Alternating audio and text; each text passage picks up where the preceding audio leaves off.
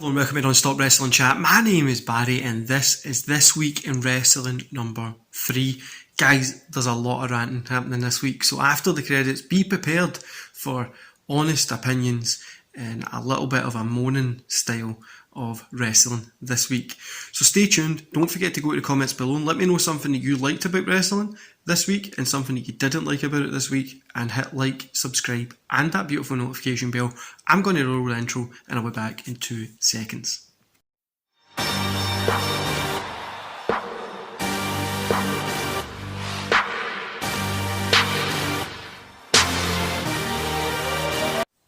Right, so this week in wrestling, it never done anything for me. Never got the cockles warming, never just sat down and thought, this was a great show. Everything felt pretty average, just felt run-of-the-mill, what we expected to see. And it was nothing special. There was a few moments here and there that were good, I'm not going to lie, that I enjoyed, but overall, I'd say this whole week, once again, was another average, at best, week in wrestling. Now, a couple of things that I'm going to have a wee rant about. We'll get the good stuff out the way, or will we do it the other way? We'll do the rants first and then we'll do the good stuff, right? So we'll mix it in, sprinkle the good stuff in, so it's not so much shouting. First is we've got Ali wanting his released from WWE, and WWE supposedly refusing to give him it. You know, I don't know why WWE aren't going to give him it. I don't know. He's a great wrestler, right? We can see that he's got talent and potential there, but I don't see him working in that WWE format. I don't see where they're going to use him either.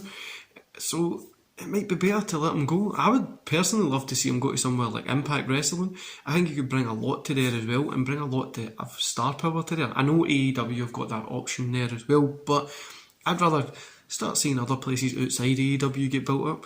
Maybe he could, if ROH comes back a little bit more, they could get him in there, but I think Impact would be a good fit for him as well. But I don't really see him being in WWE much longer. They might just let him run his contract out, but I think they're probably going to be worried that he's going to go to AEW and an Aleister Black situation happens when he gets used great and is really good.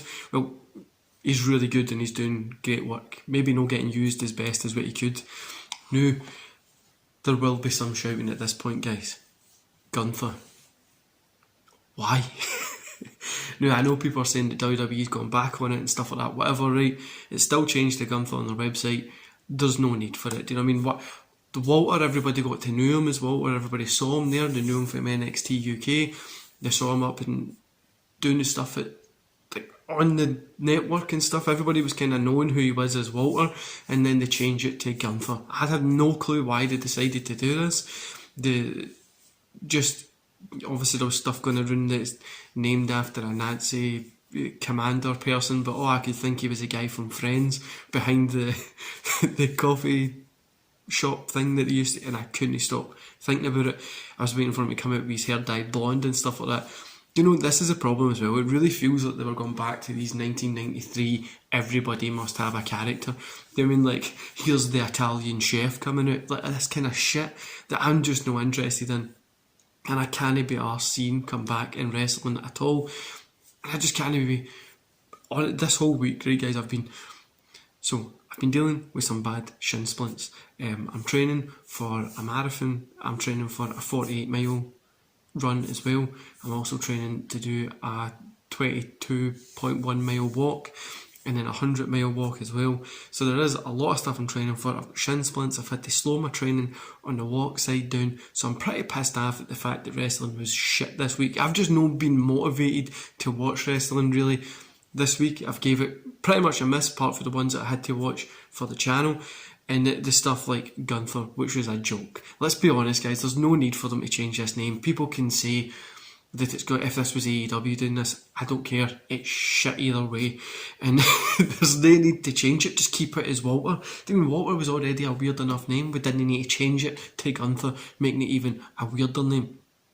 Anyway, so the Cody Rhodes not having a contract thing, like, what the fuck? He's obviously going to re-sign with AEW. He's not going to start up in WWE. It's not like it's like if an owner of a company's or like a vice president, sorry guys, my moustache going on my fucking mouth there. A vice president of a company, contract's coming up. He's more than likely going to resign. It's no anything exciting. I would love to see him do the greatest heel turn ever and stow over to WWE, turn up in the Royal Rumble, but like, F you AEW, I thought you were going to give him a chance, you didn't, blah blah blah blah blah. That would be fun, but probably won't happen. He'll resign and he'll still do his... And what was his fucking speech monologue TED Talk thing about this week? See, the amount of people that enjoy these is worrying. Like, what the fuck is... I'm not interested in Cody Rhodes standing out there talking like he's going to save the planet. Wrestle, that's what you are. Leave me alone. Stop fucking rabbling on TV that makes no sense. I'm not interested in what he's got to say. He's just doing my tits in the now. Anyway, this Seth Rollins and John Moxley thing from last night, when Seth says Mox, when me and Mox in the Shield, people are making it as one of the greatest promos ever. It's no, it wasn't. He said one guy's name that was on another channel.